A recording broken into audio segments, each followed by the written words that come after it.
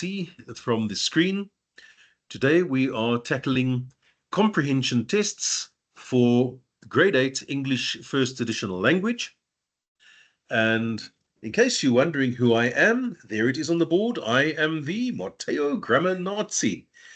Now, what we are looking at today is how to respond to comprehension tests. And here you can see the first thing to remember is that a comprehension test is there to assess understanding. And I've put the Sesotho word for you there, just in case anybody watching is not too strong in English. There you will see what understanding is all about. Comprehension and understanding are in fact synonyms for the same thing. Now, here we go. Let's take a look at the nuts and bolts, the actual details of what happens when you are presented with a comprehension test. And the first thing you will see there is that it's normally a written text, not exclusively, but normally. And you'll be simply given a written text and then asked to answer questions about it. I'm sure you've all gone through this in the past, so this is fairly obvious, but here is something else to remember, that comprehension can also be applied to visual texts. Do you understand what you are seeing? In other words, not only what is in writing. So here we are. You can sometimes be asked to take a look at an advertisement and to answer questions on it. Or you can be given a cartoon or a comic strip or a graph or a chart. All these things can be used as texts for comprehension tests. How's that for a lovely confusion in consonants? The word text and test sound very similar, especially when they're in the plural form. But let's carry on a bit and let's take a look at exactly how do you answer comprehension tests? Well, the first thing to do is to read the instructions. Now, normally people don't bother to read the instructions, and that's a big mistake. You must read the instructions because otherwise there might be things that you don't know, such as, you could get an instruction saying answer everything in your own words, in which case you're not allowed to copy directly from the text. So watch out for that. And then you've got, once you've read the instructions, the next thing you must do is to read through the text. Just read through the text to get a good idea of what is this text telling you. Is it a story? Is it an explanation for something? Is it a interesting article about something? So the first thing you do, read through the text once. Then read the questions. At that point, you'll have a good idea what the text is about. You read through the questions and you can remember pretty much where in the text those questions are going to refer to. Point number 4. Now you read the text again. Now this time, now that you've seen the questions, you can read it more carefully and spot where the various answers are. And finally, you start answering the questions.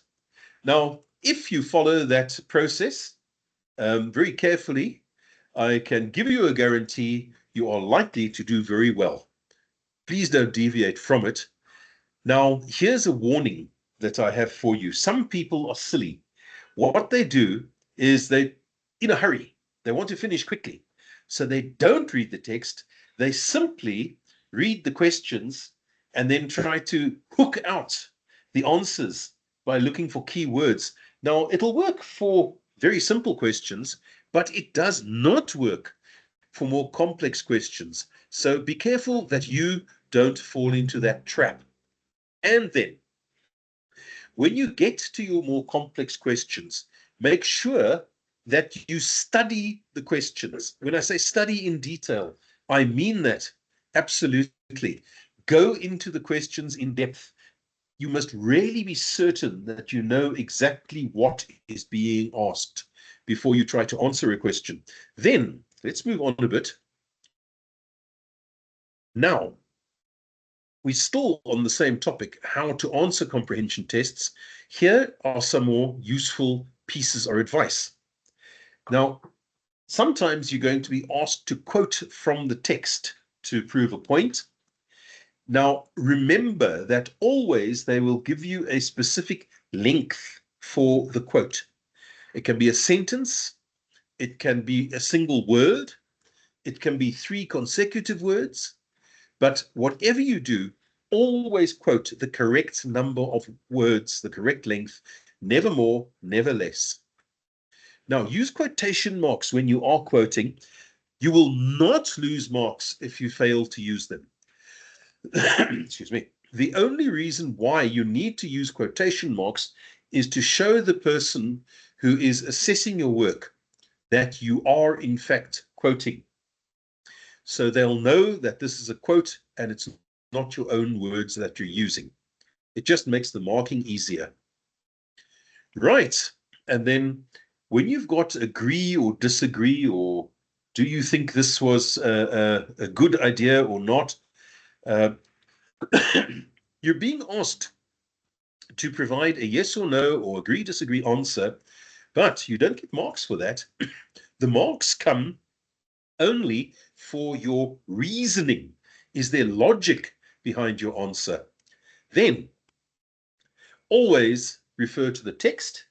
Sometimes people get confused. They know what the answer to the question is, but it's not the one in the text. Don't use your own knowledge to answer, please. Then, if you can avoid copying answers directly from the text, please try not to copy it directly. But if a quote is required, of course, then you must copy. And very important, leave a line open between your answers, because it makes the stuff much easier for the markers to mark it, because they can see clearly where one response has stopped and where the next response starts. Well, that's all we have for today. I hope you found these tips interesting. I hope you found them useful. But don't go yet, because we've still got a little task for you to do. I encourage you to click onto this or to scan the link or however it is that you want to join. And you'll find a lovely, easy little multiple choice question, a multiple choice test. Please have fun doing it. I'm sure you're all going to get full marks. Thank you for joining me, and goodbye.